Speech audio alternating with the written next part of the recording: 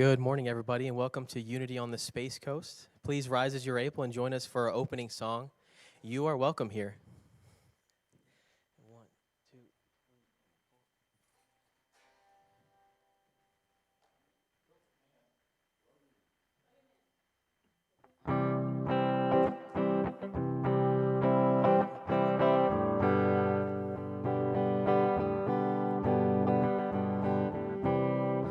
There is a space in my heart where I can find the truth.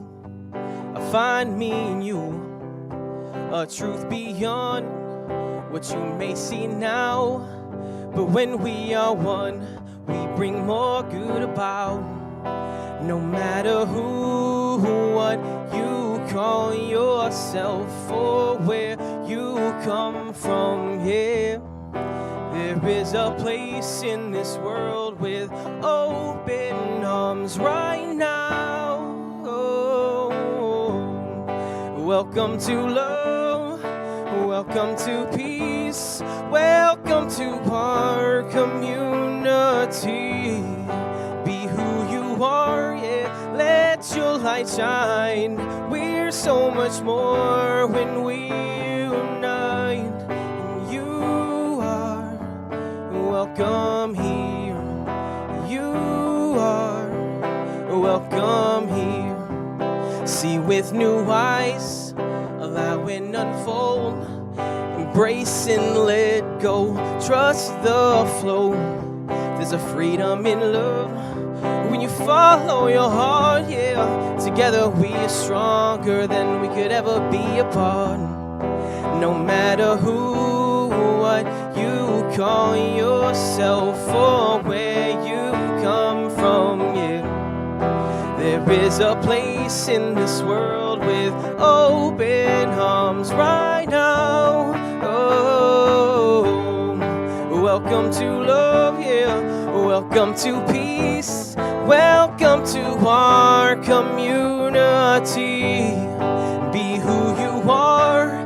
Let your light shine. We're so much more when we unite. You are welcome here. You are welcome here. Breathe in and out. Slowly feel all that's around you. All that you feel. All that you know. Let it go. Welcome to love, welcome to peace, welcome to our community. Be who you are, yeah, let your light shine. We're so much more when we unite. When we unite, we unite. When we unite,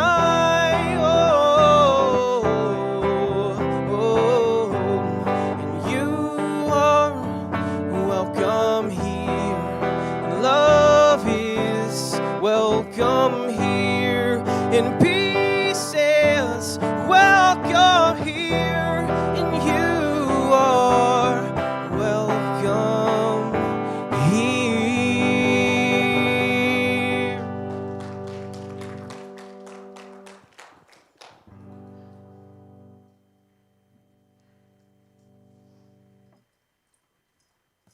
Good morning. You are welcome here. If you would join me in prayer. Mother, Father, God, we join with each other here today to celebrate your love, your joy, and all of the gifts and blessings that you have bestowed upon each and every one of us. We thank you, and we look forward to the continued blessing. And we send peace and love out into this town, into the city, the state, and all of those who could not be here today. And so it is. Amen.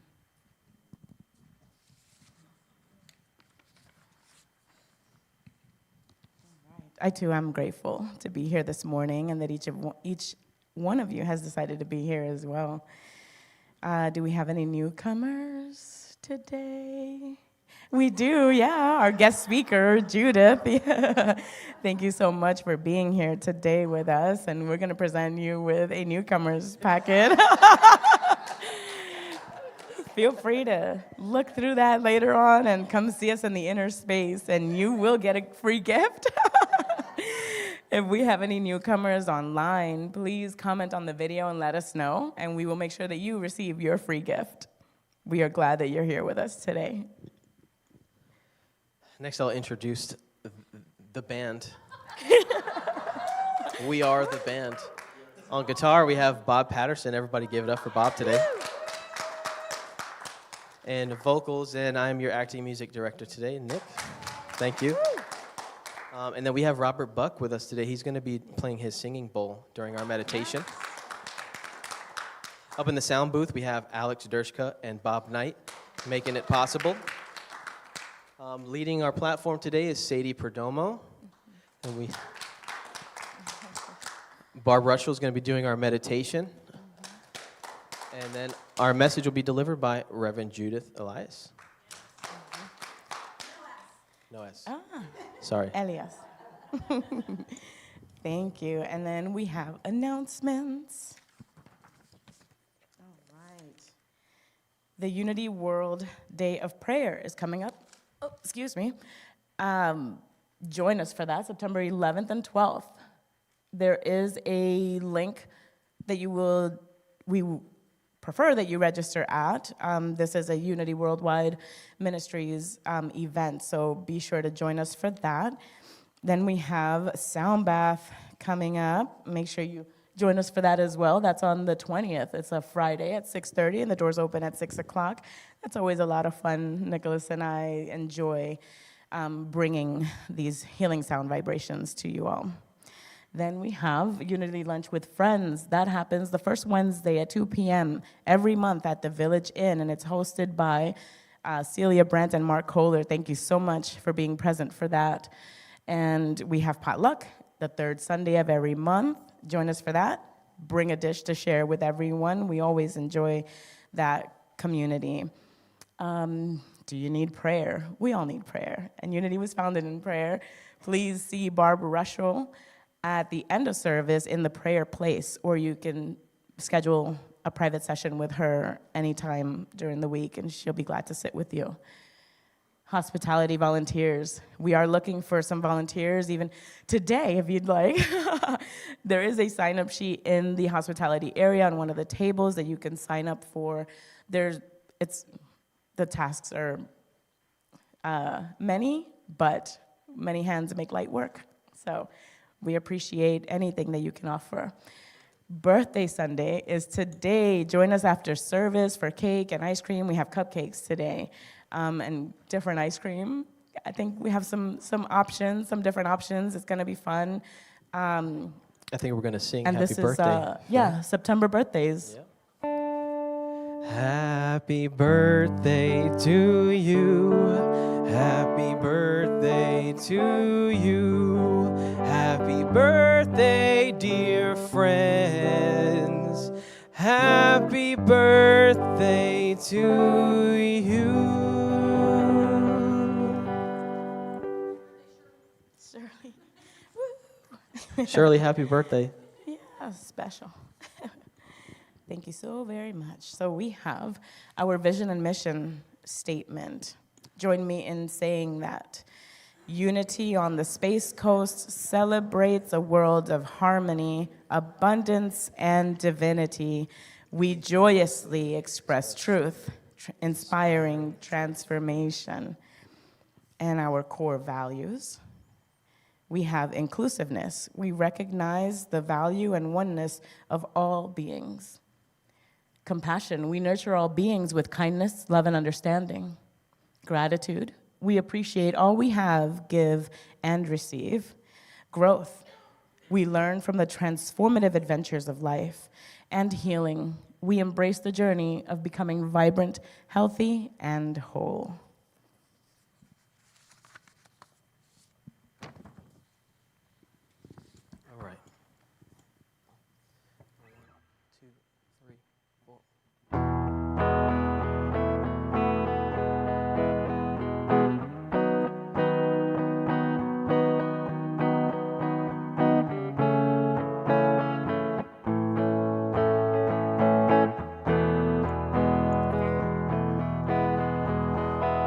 Open the eyes of my heart, Lord. Open the eyes of my heart. I want to see you. I want to see you. Open the eyes of my heart, Lord. Open the eyes of my heart. I want to see you. I want to see you. See you high and lifted up, shining in the light of your glory.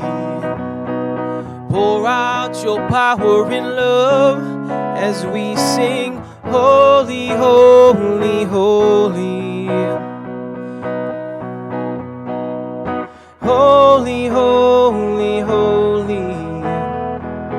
Holy, holy, holy. Holy, holy, holy. I want to see you. Everybody help me. Holy, holy, holy. Holy, holy, holy. Holy, holy, holy. I want to see you. Open the eyes of my heart, Lord. Open the eyes of my heart. I want to see you. I want to see you. Open the eyes of my heart, Lord. Open the eyes of my heart. I want to see you. I want to see you. To see you high and lifted up, shining in the light of your glory. Pour out your power and love as we sing, holy, holy, holy. Holy, holy, holy. Holy, holy, holy. Holy, holy, holy. I want to see you. Holy, holy, holy. Holy, holy, holy. Holy, holy, holy. I want to see you. Holy, holy, holy. We cry, holy, holy, holy. Holy, holy, holy. I want to see you.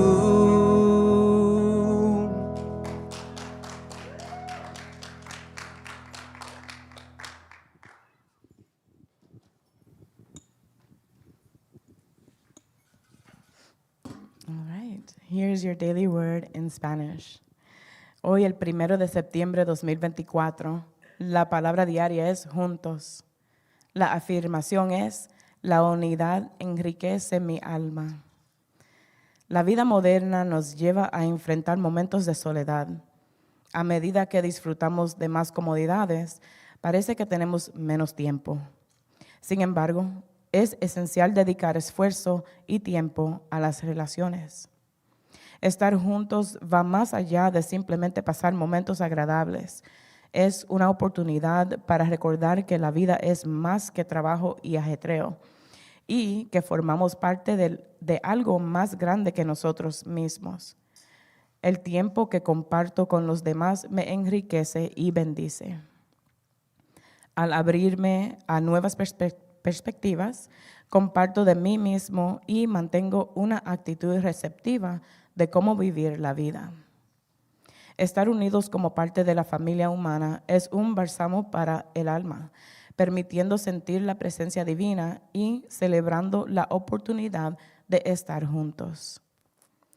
Formamos un solo cuerpo en Cristo y cada miembro está unido a los demás. Romanos 12:5. La palabra diaria es juntos y la afirmación es: la unidad enriquece mi alma. Today, on September 1st of 2024, our daily word is togetherness. The affirmation is: togetherness enriches my soul. So much of modern life involves time alone and solitary effort. The more conveniences I acquire, the less time I may seem to have. When I find myself spending too much time alone, it's good for me to invest time and effort in my relationships. Togetherness is a way to remember life is about more than work and busyness, and I am a part of something greater than myself. Time spent with others blesses and enriches me. It calls me to share of myself and remain open to others' journeys and ways of looking at life I may have not considered. Togetherness is a balm for my soul, a way to feel the presence of God reflected in those with whom I share this wonderful planet. I am part of the wondrous human family, and I celebrate our togetherness. So we, who are many, are one body in Christ, and individually, we are members one of another. Romans 12:5. The daily word is togetherness, and the affirmation is: togetherness enriches my soul.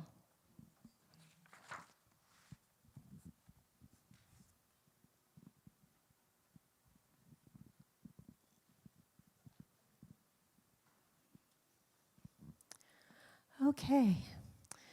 Today we're kind of focused with Judith on some nature stuff. So what we're going to do is in our imagination, we are going to do some forest bathing.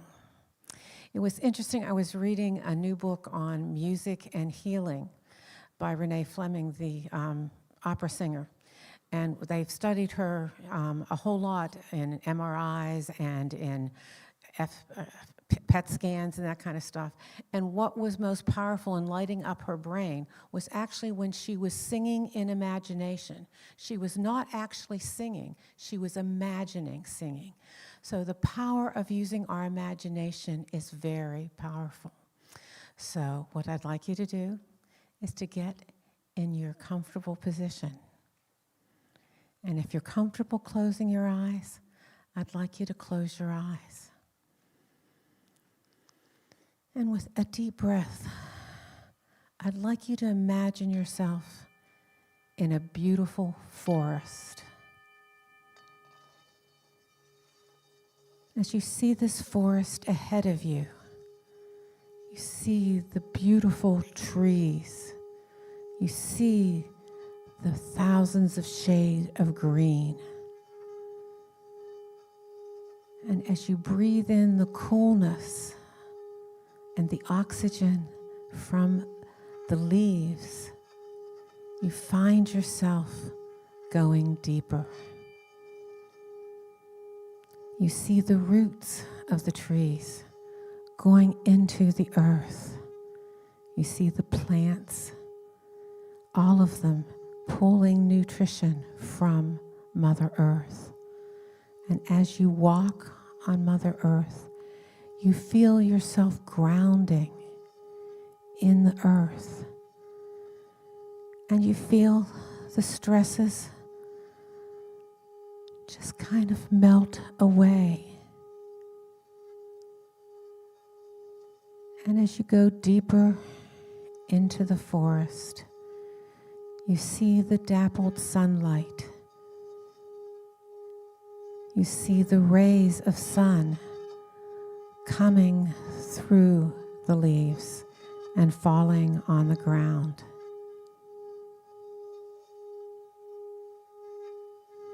And the sense of peace deepens. And you hear the sounds of birds singing.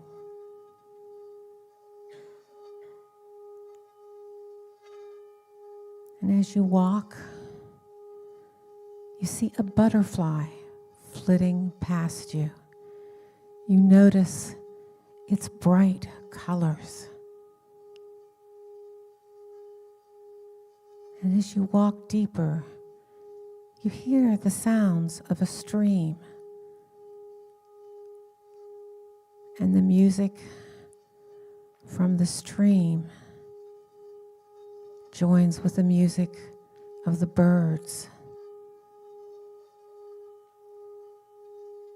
And your heart and mind open even more to this beauty, to this manifestation of the divine. And you feel a sense of oneness with this land, with these trees. And as you look at the trees, you see how wide the trunks of some of them are. And you know how old some of these trees must be to have grown that wide. And you see their roots going deep into the ground.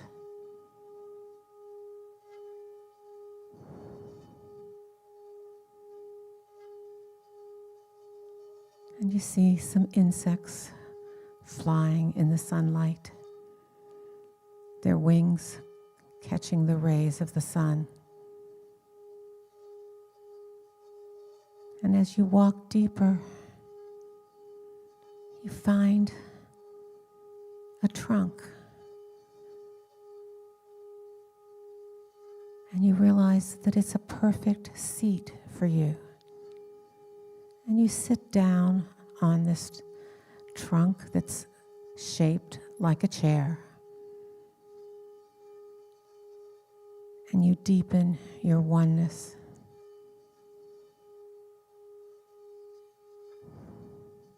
And the sense of peace that emanates from the trees and from the plants. You experience joy in your heart.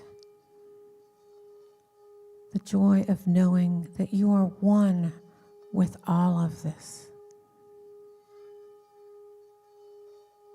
That this is who you are. You are one with this earth. And spending time in a forest deepens that sense of oneness.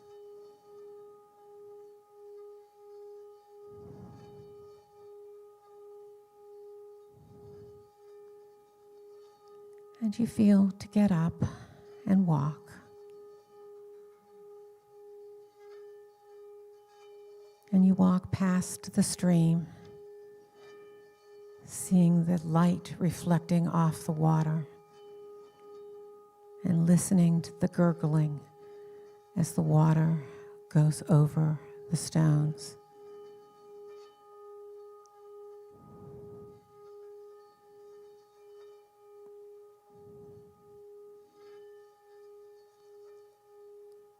And you realize, as wonderful as this has been, it's time to leave. And so you turn around, and as you say goodbye to the trees, to the stream, you let your sense of oneness goes with you, and you walk with this oneness. And you realize with each step you take that you can bring this oneness with you no matter where you are, because you are walking on the earth. And you experience the joy and gratitude for this oneness.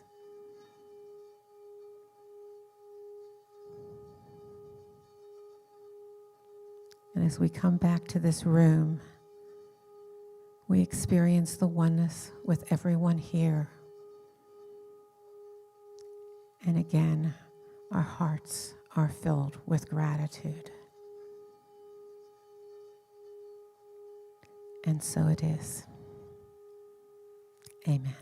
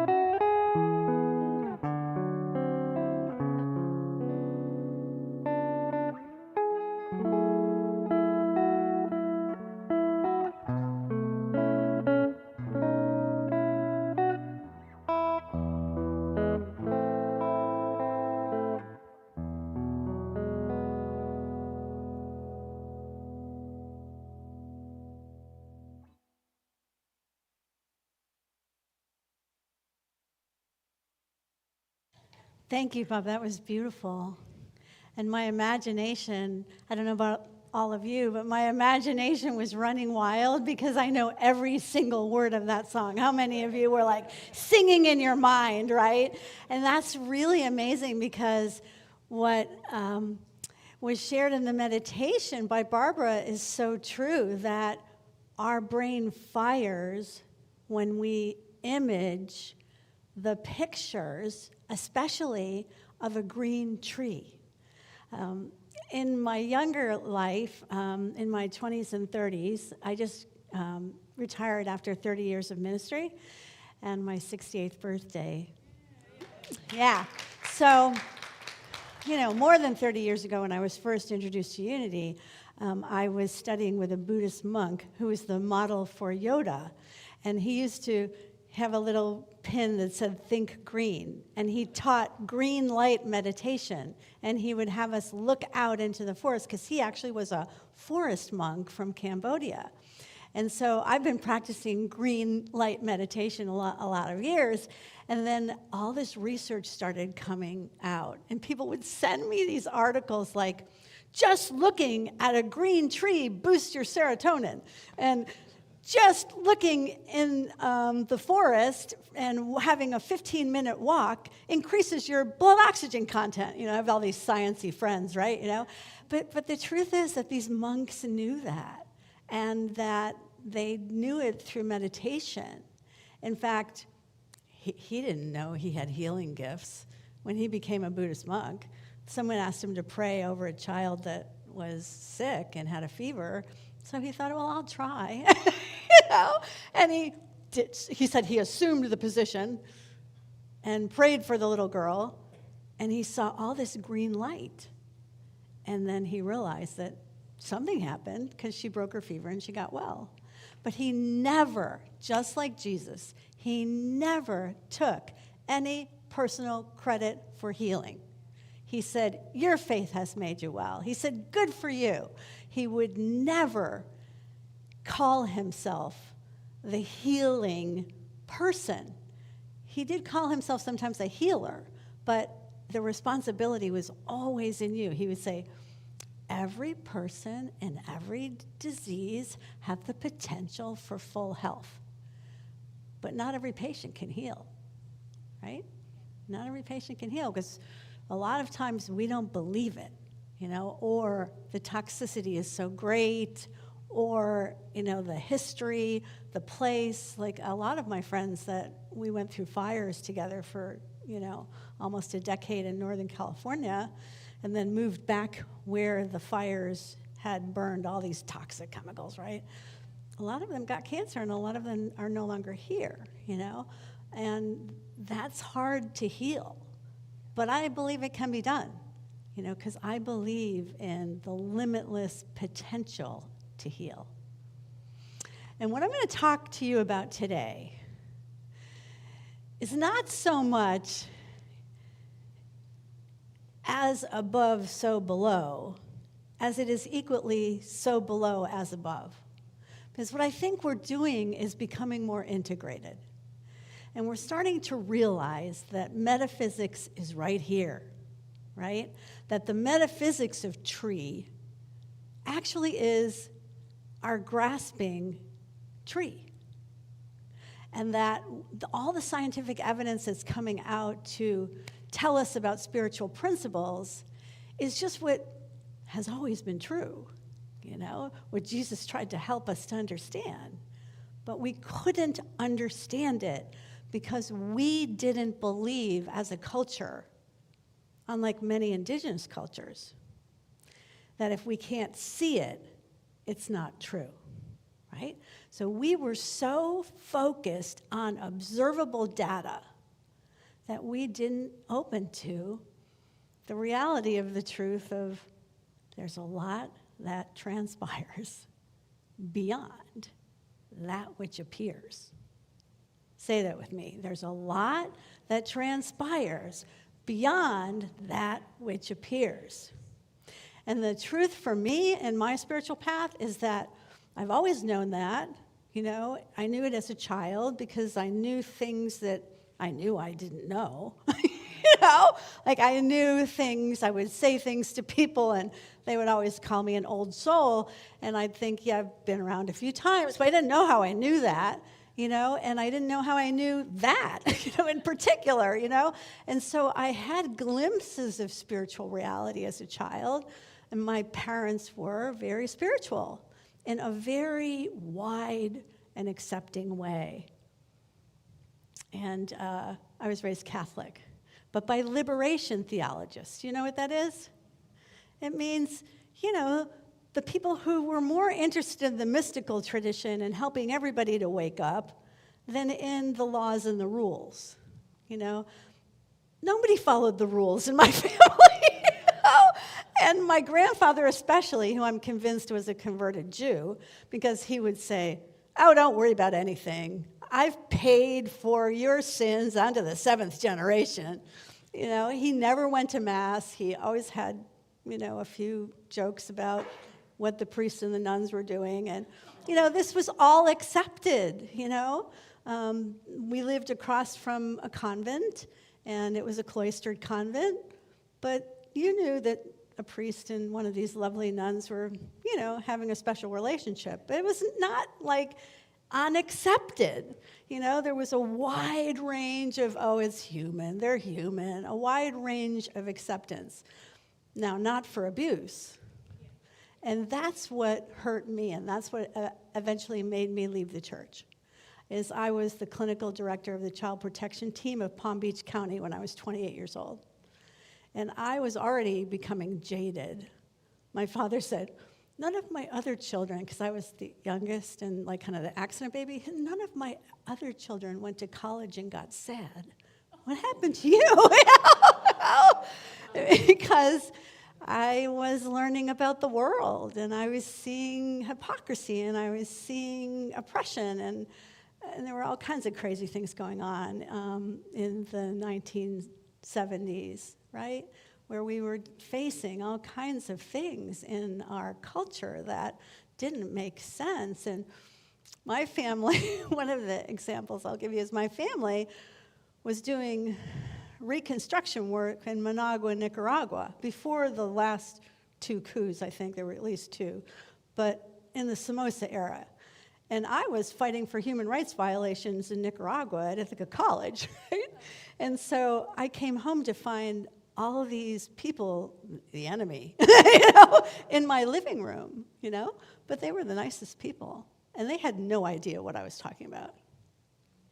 And then the coup happened, and my cousins all got put in jail as prisoners of war, and my family could do nothing about it, So a lot came out of that experience for me, the ability to look at things from a very wide point of view and not judge, to really realize that this kid that's my age, that was raised by Somoza, is telling me the truth. He's not lying to me. He does not really know that's going on in his own country, And so it gives me more spaciousness today, to not play into polarity politics. But let's talk about trees. And we're going to begin with the very last chapter of the Bible. How many of you have ever read the book of Revelation? Wow, that's really good for a unity group. I can't honestly say I've paid too much attention to the book of Revelation, but it's a revelation. It's the revelation of John, which means it's prophetic, which means it's symbolic. So it should be kind of a natural for us to look at the book of Revelation. And this is the very last chapter, the 22nd revelation. Then the angel showed me the river of the water of life, bright as crystal, flowing from the throne of God and of the Lamb through the middle of the street of the city. On either side of the river is the tree of life. On either side, you can connect to the depth and the heights and the breadth of your spiritual life. On either side of the river is the tree of life with 12 kinds of fruit, producing its fruit each month, and the leaves of the tree are for the healing of the nation. And what do leaves do? They become really colorful, and then they die, and they fall down, and the tree itself, life itself, gives new growth and new kinds of leaves with all kinds of colors. So death is part of life. On either side of the river is the tree of life with its 12 kinds of fruit, producing its fruit each month, and the leaves of the tree are for the healing of the nations. Nothing accursed will be found there anymore, but the throne of God and of the Lamb will be in it, and his servants will worship, and they will see the face of God and God's name. It'll be written on their foreheads. Meaning, finally, they'll get it. Finally, finally their brain and beyond will get this kind of super intelligence. And there will be no more night, no more light of lamp or sun, for God will be their light, and they will reign forever and ever. There's a lot packed into that. A lot of wisdom packed into that 22 revelation. So I suggest that you all go home and read the whole story and contemplate the deeper meaning for you and for us. Because I can tell you my direct experience from having died several times in this lifetime clinically. I was clinically dead the first time when I was 16 and hit by a drunk driver in a car crash and out of my body. Judy's dead. And I saw all these people trying to get me out of the car, trying to make me breathe, like the whole thing. And I'm thinking, I have never been happier. I just felt so happy to be free of the limitations of form that I can't even describe to you what that was like. It was so much love, so much joy, so much freedom. And then watching finally I'm just free of that 16-year-old angst and all that stuff that had to do with my personality and who I was in this lifetime. I was so happy. And then my life started to flash before my eyes. And the only thing measured was love. It was like watching a movie going, yeah, I could have done better there. But no judgment from anything but me. It's my movie. Yeah, if I had to do that over, I would definitely not have done that. It was that kind of thing. And then, bam, I'm back in my body. And I'm 16 years old.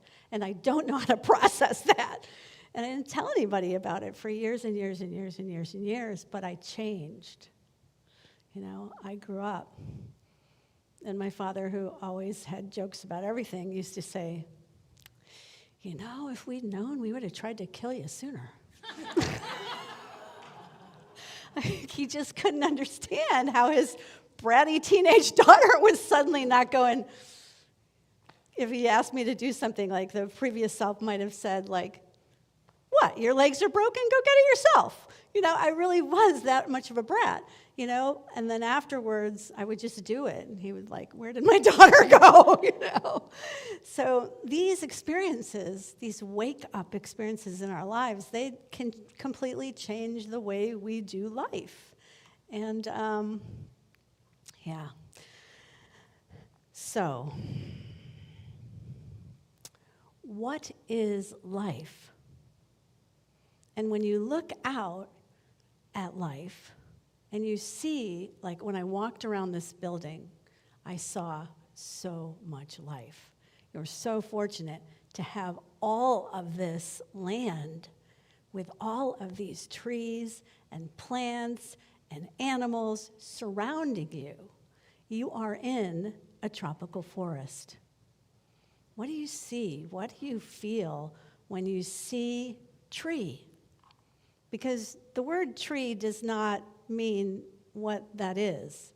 It's just a word. Like they say in Sufism, you can't lick the honey, by reading the word honey in a book, right? So you can't really get tree by reading the word tree in a book. So what are some synonyms for tree? How do you see tree? Wisdom? I couldn't hear that. Shade. Oh, yeah, shade. That's a very important tree, isn't it? Anything else about tree?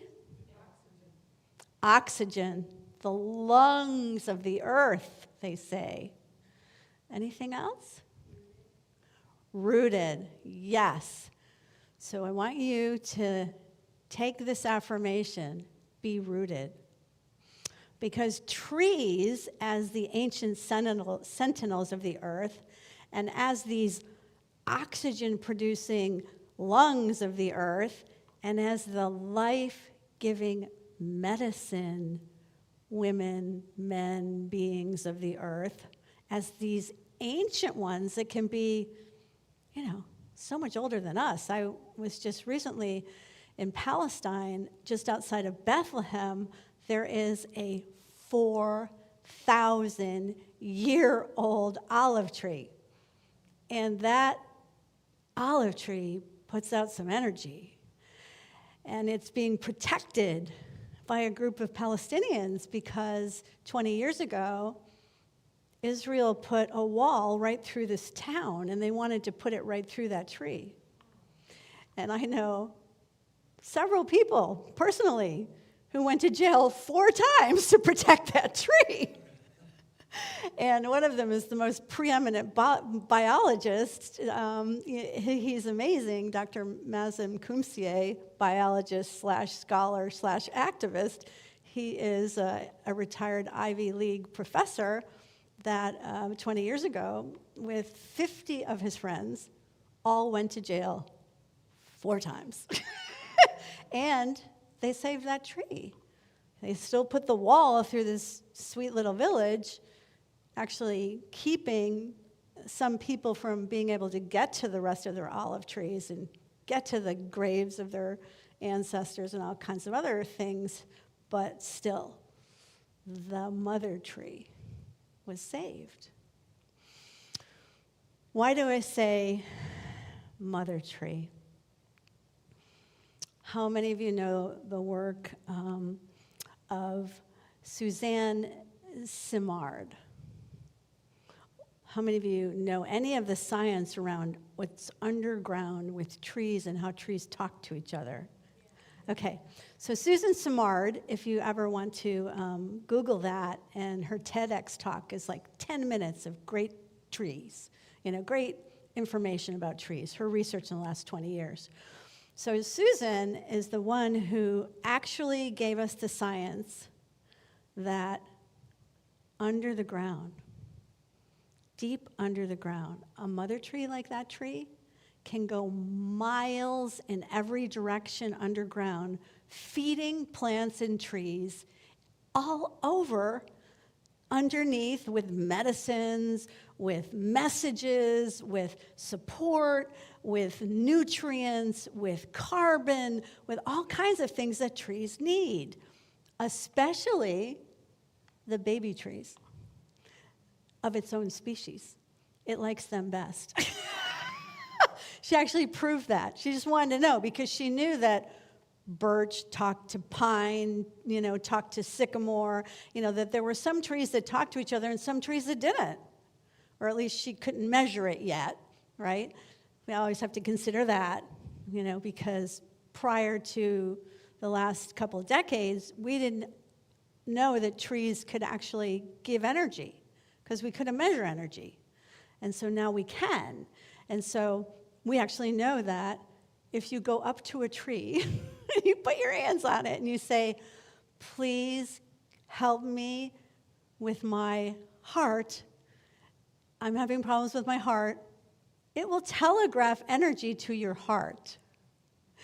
And some trees actually naturally telegraph energy to different parts of the body. And so they're studying these things in Japan and Italy and Finland that have huge amounts of forests, and they actually have forest medicine groves, forests where you can walk, and they will measure you before you go in and measure you before you go out. And they've discovered that just a walk in a forest like that, a really big forest, we have several of them here in our country, in California, the redwoods and the sequoias. Just a 15-minute walk increases your blood oxygen, puts your brain into a healing state, decreases your stress level. All these things that they can now measure. And some of that you can do by just, like Barbara said, imagining it, listening to nature sounds, looking out your window and seeing green. You should do that every day. Whenever you walk outside, look for the edges. They call it the fractals, right? Look for all the little shapes that helps your brain and try to see how many different colors of green you can see. Just a simple mindfulness practice will help your health.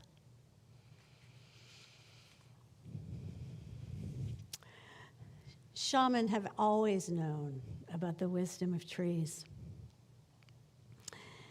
One of my teachers, Melodoma Some, who passed during COVID, he was in a long lineage of African healers, and during his initiation, he had to stare at a tree. It was the most difficult part of the initiation for him, because all he could see was the tree.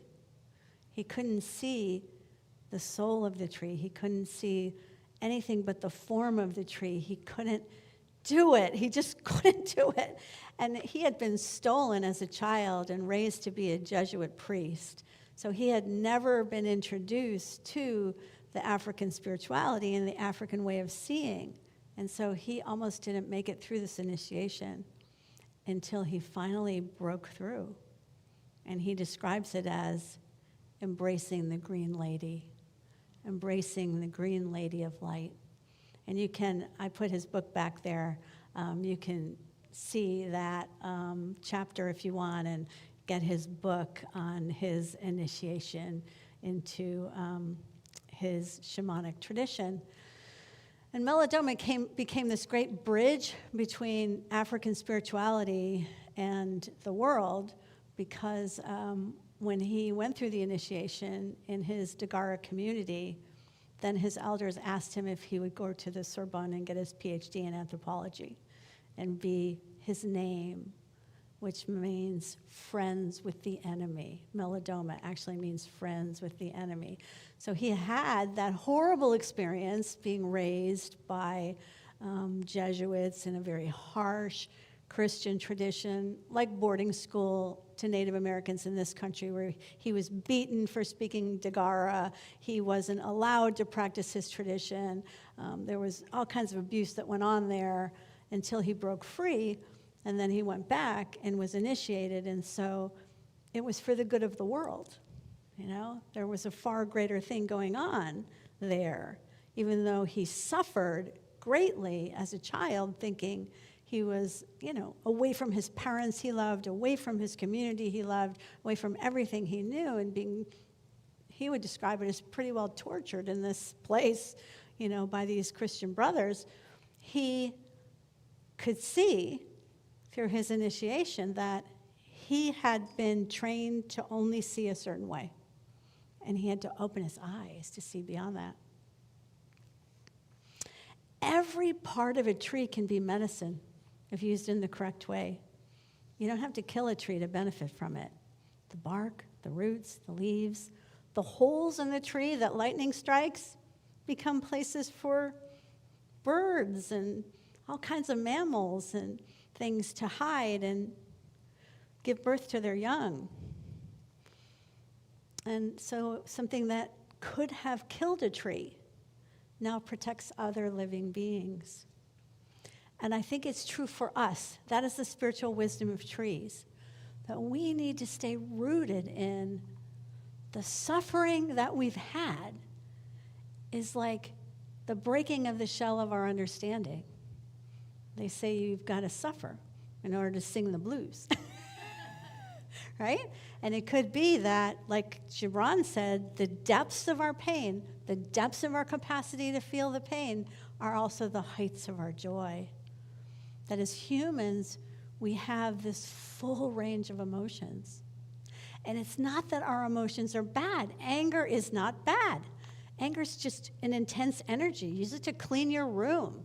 Use it to, protest something positive, Use it in a way that is a good energy. Don't use it against someone else. Don't use it against yourself. Don't stay stuck in it. Don't pitch a tent in it, That prayer there, but by the grace of God, I walk through the shadow of death, right? I will fear no evil. I will see no evil. It didn't say there, but by the grace of God, I pitch a tent in this sorrow, and I can't get out of it. I'm going to keep repeating it and resenting the world.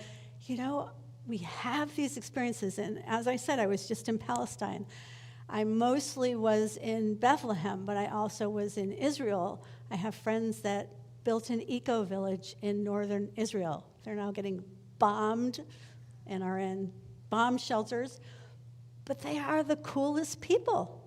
I met them 40 years ago at a holistic medical conference in India, and there were about 6 of them that wanted to go back to Israel, as far north as they could go, where there were the biggest olive groves and the most beautiful land, and build an eco-village that was open to everybody, that, Buddhist Jews, because that's what they called themselves, Buddhist Jews, and because they were all students of my teacher, and their friends, Sufis and Baha'i and Palestinian Christians, and all kinds of Druids and Druze and all these people that weren't believers but loved the earth, that they could create a space, an eco-village, where they all lived like Gandhi, simple, sustainable lives.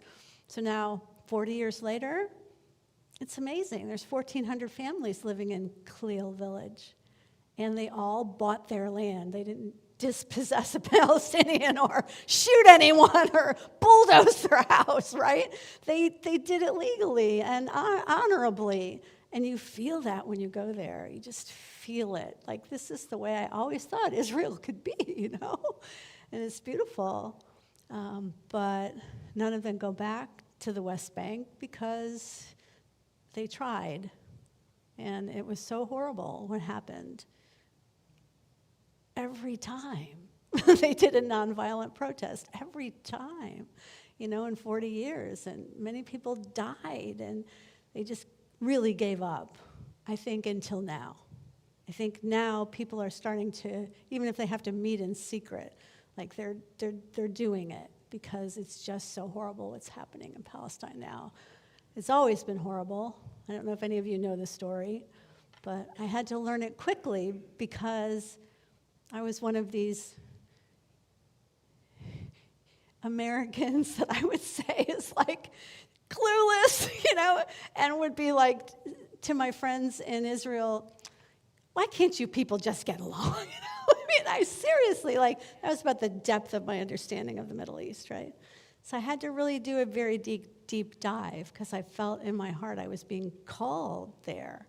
And I spent 3 months in Bethlehem and working with animals mostly at a place where a bunch of wonderful people are creating this little oasis of love called the Palestine Institute for Biodiversity and Sustainability. And they have an animal rehab. And so I was able to help to rehabilitate fox, hyenas, all kinds of abandoned birds, chickens, ducks, rabbits, all kinds of things, which was really lovely for me, and also very eye-opening to me. In unity, and I'll just close with a couple of things that I'm going to show you on the screen. We know that we are all what they call in Lakota hollow bones. That we are all vehicles with which the Spirit of God can flow through us and grace can guide our feet. And that's every single one of us, and every single human being has that potential. Forests, like us, have enormous capacity to self-heal, and they are inspiring us. These regenerative agricultural and rewilding experiences of a forest, for me, are just helping me to remember that if this decimated forest can regenerate itself, this decimated humanity can regenerate itself. As above, so below, and so below, as above, that we can recover rapidly, that we have the capacity to do it. Swami Muktananda, a great sage that lived until I think the 80s, said this. I always love this saying. It's one of my favorites. This is why we live, to experience supreme bliss the highest enthusiasm, the highest ecstasy. A human life is mysterious and significant. It's sublime and ideal. In this human body, in human life, in this tree of life, we can see the Creator within. We can meet God and talk to God, and we can become the God, Goddess, love that we are meant to be. A human life is very beautiful. For this reason, we should spread our beauty in this world. We should spread the awareness of brotherhood and sisterhood and meet each other with great love, respect, and honor, because divinity lies within us. And this I love. I believe in humanity, and I support humanity completely. I don't belong to any religion, and I don't oppose any religion, nor am I in favor of any religion either. But I welcome all humanity into my heart. And it is my complete understanding, my firm conviction, that each human body is the temple of the living God. And it's not just my opinion. It's my experience. In this temple, he said, the living God, in fact, exists. So I know I'm going a little over time, but I would like you to stand and share with me a dance called The Water of Life by Leela Flood. And if you don't want to stand and do it, you can do it in your seats. But it's a qigong. It's a complete energy experience. And what I find is it's a prayer, and it's a song, and it's something that really speaks to people. I taught it all over Israel. I taught it all over Palestine, and I recently taught it at Chautauqua. So I think it really means something to people because they want it to be done over and over and over again. I showed it to my Tai Chi master once, and he said, that's a perfect form. So I love it. And this woman, Leela Flood, she just was looking at the ocean. She lives in Hawaii, and the whole thing, movements and everything, came to her. So here's the words. Do the first one with me. Water of life. Cleanse my soul. Excellent. One more time. Water of life, cleanse my soul. So it goes like this. So you want to be loose in your body and just really comfortable with your feet as far apart as feels really good, and you can move your hips.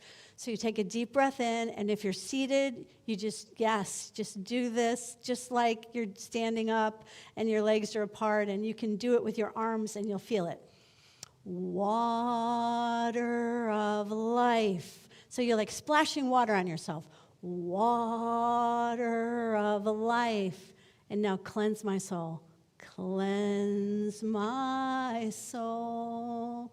And the next one is fire of truth.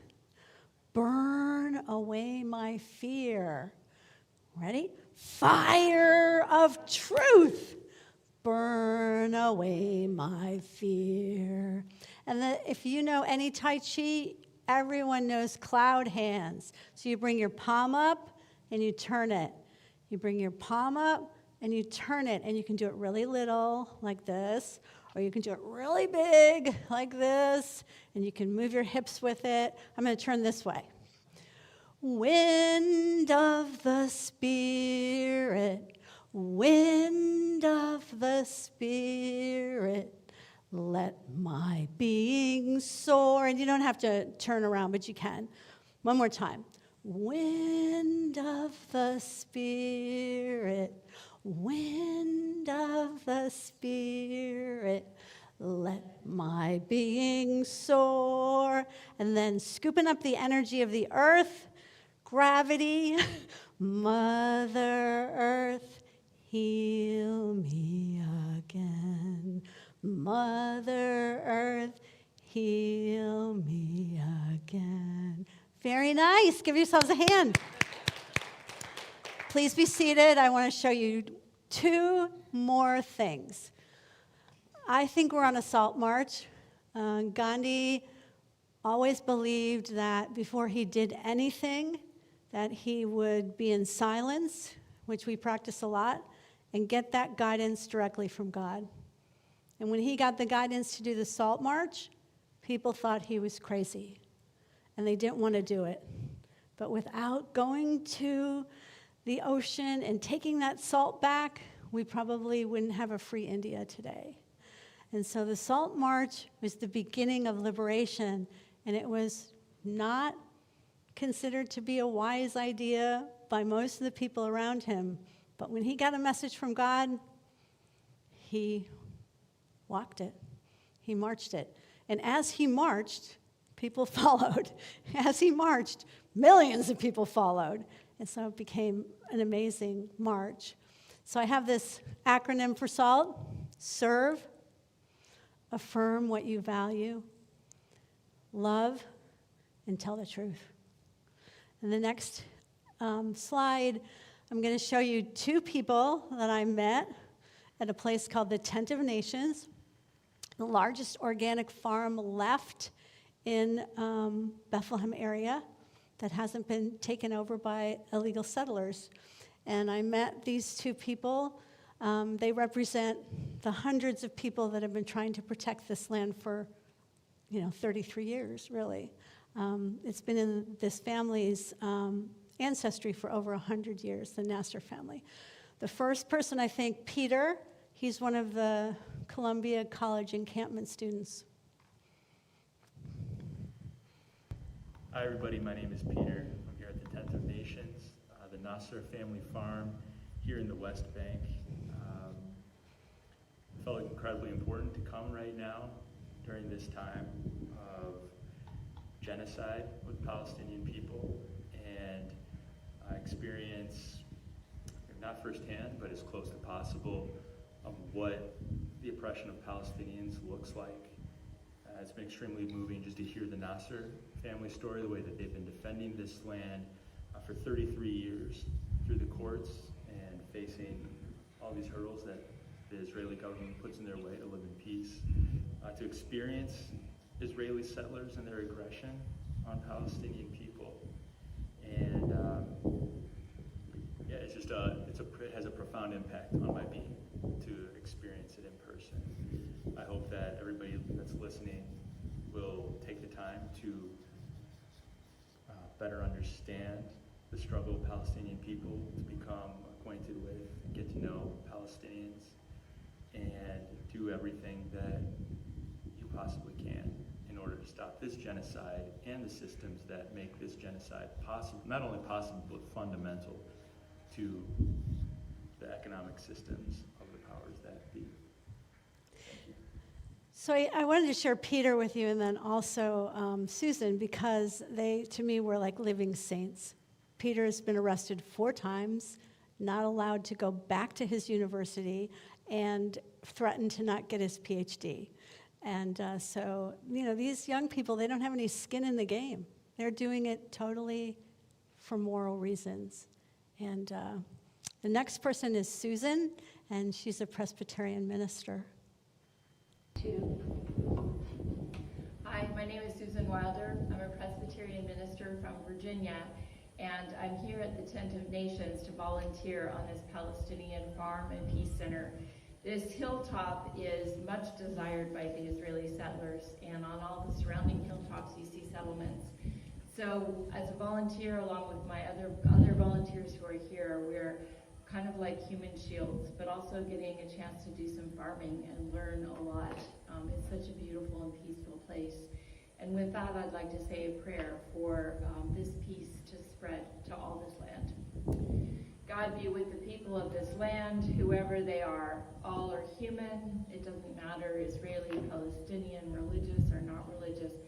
Everyone is a beloved child of yours, and we pray that they could all flourish.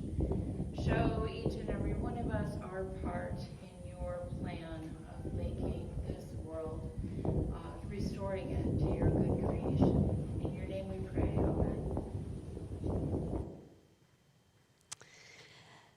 Thank you for having me today. Thank you for listening more than 30 minutes to my presentation today. And And I'm especially grateful to you in the sound booth, and to Nicholas, who took care of my slides, and to Barbara, who put up with all of my questions. So again, thank you for having me, and I hope that you will join me on the Salt March.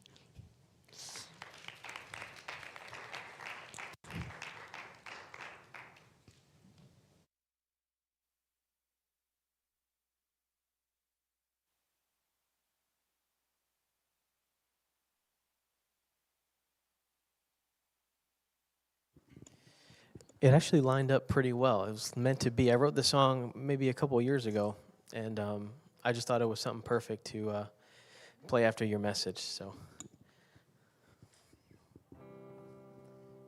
1 and a 2 and a 3 and a 4 and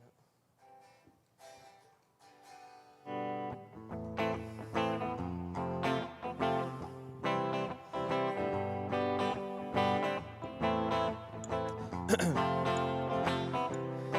You see, the trees are people too. They're just like me and you. So when you're feeling blue, just take off your shoes and wiggle your toes into the sand, and thank the sun for the lovely tan.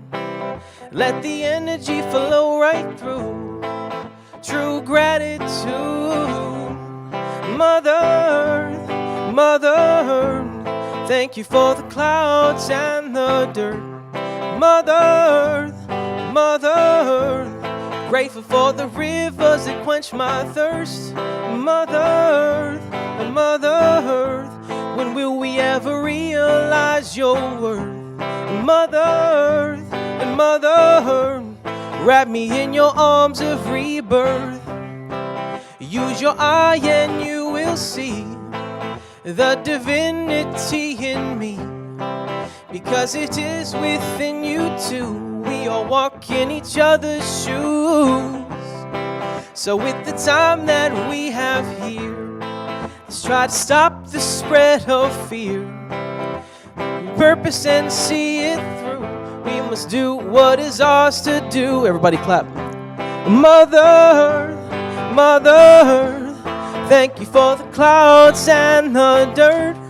Mother Earth, Mother Earth, grateful for the rivers that quench my thirst.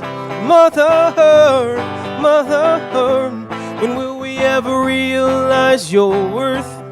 Mother Earth, Mother Earth, wrap me in your arms of rebirth. Everybody give it up for Bob.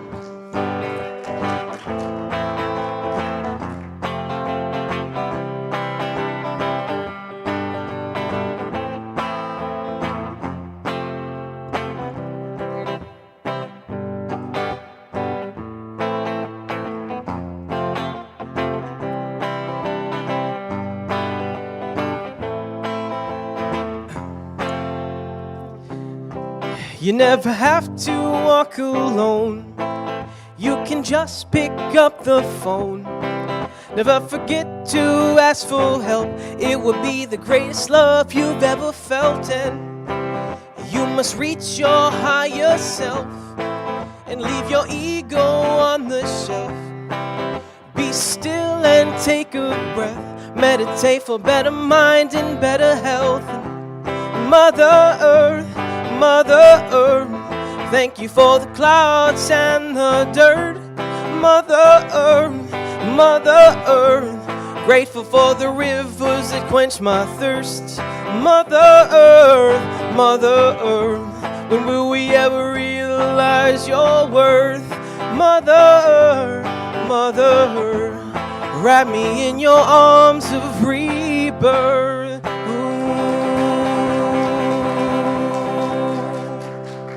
Thank you.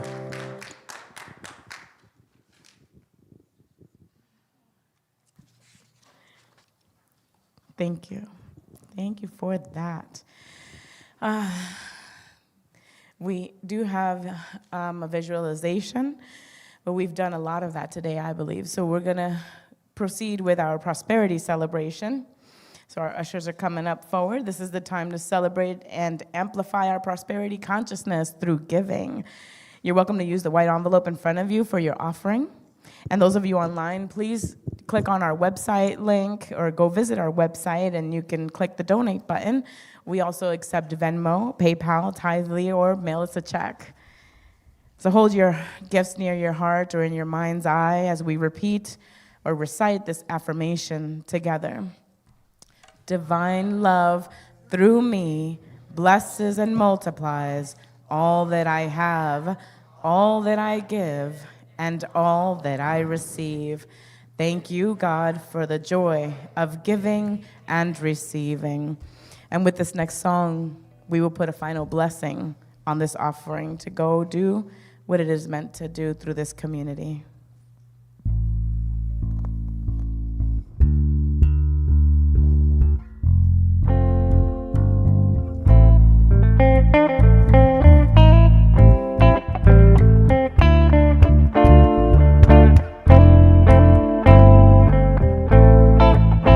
God is my source, God is my power, God gives me everything I need. So I give thanks for all my blessings, God gives me everything I need.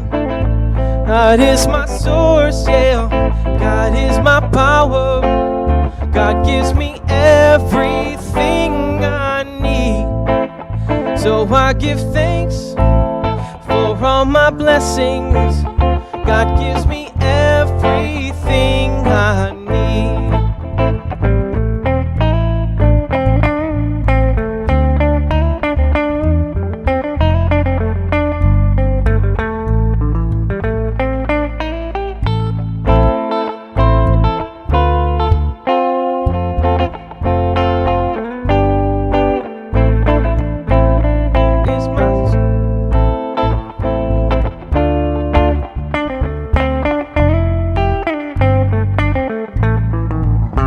God is my source, God is my power, God gives me everything I need. So I give thanks for all my blessings, God gives me everything I need. God gives me everything I need. God gives me everything I need.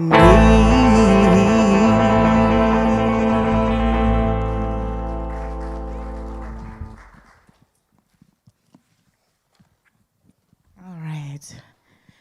For prayer requests, for more than 130 years, affirmative prayer has been key to Unity's mission. We will pray over your request here, then we send it to Silent Unity, where they pray over your request 24 hours a day for 30 days. There's a blue slip in the back of the seat in front of you that you can fill out with your prayer request or anything you would like us to celebrate with you, and place that in the box that's in the back of the sanctuary there. Our prayer chaplain and spiritual director, Barb Russell, will pick those up and make sure that they get to where they need to be. You can also connect with her to do a one-on-one session for prayer. See her after the service in the prayer place, which is the second door on the right down the hallway there. And for next week, we have Reverend Don. We have Reverend Don coming back. Yay! So we get to enjoy the message with him next Sunday. And if you all will join hands as we sing our peace song.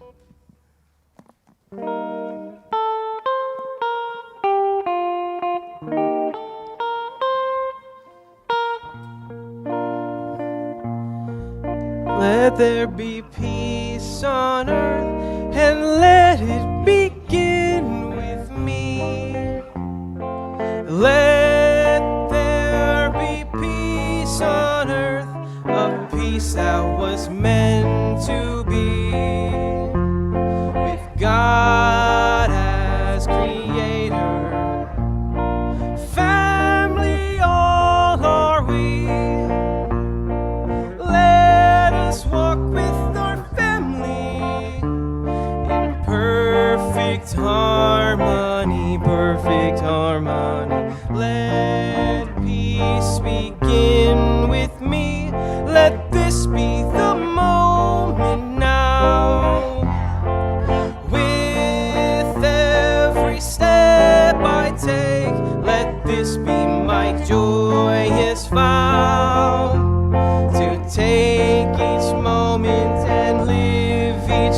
moment in peace eternally.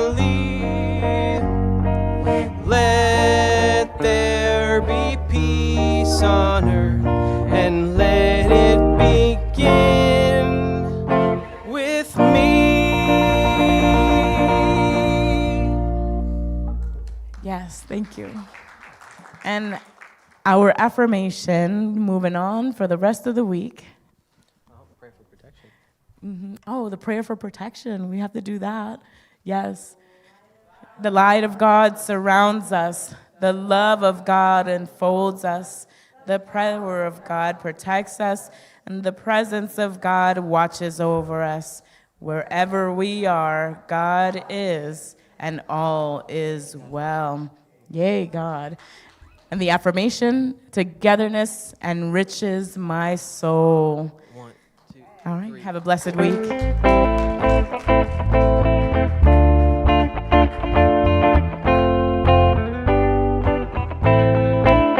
God is my source. God is my power. God gives me everything I need. So I give thanks for all my blessings. God gives me everything I need.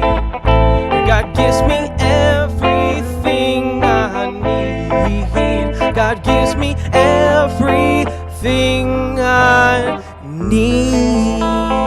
Ooh. Thank you.